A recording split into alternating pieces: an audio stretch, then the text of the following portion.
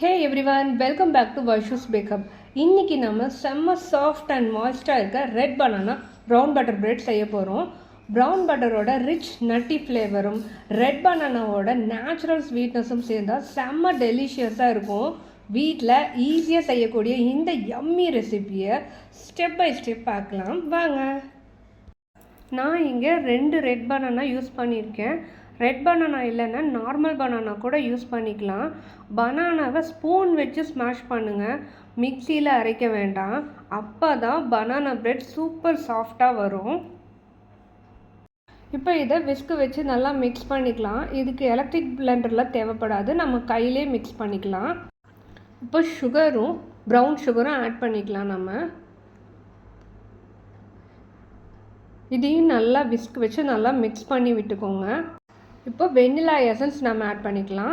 இப்போ மில்க்கையும் ஆட் பண்ணிவிட்டு அதையும் நல்லா மிக்ஸ் பண்ணி வச்சுக்கலாம். இப்போ பட்டர் ஆட் பண்ணிக்கலாம்.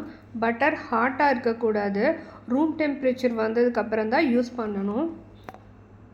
இப்போது பட்டர், மில்க், பனானா எல்லாத்தையும் சேர்த்து ஸ்மூத்தாக மிக்ஸ் பண்ணிக்கலாம். மைதா கூட baking powder, baking soda add பண்ணி இருக்கேன். மைதா மிக்சரை ஒரே டைமில் ஆட் பண்ணாமல் 3 பேட்சஸாக டிவைட் பண்ணி மிக்ஸ் பண்ணிக்கலாம்.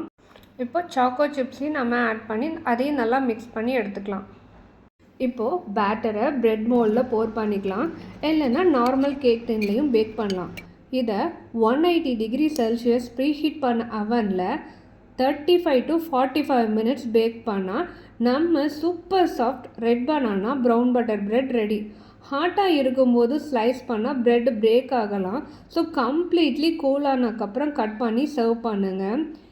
ரெசிபி பிடிச்சிருந்தா சப்போர்ட்டாக ஒரு லைக் பண்ணுங்கள். அப்படியே சேனலை சப்ஸ்கிரைப் பண்ணி பெல் பட்டனையும் கிளிக் பண்ணுங்கள்.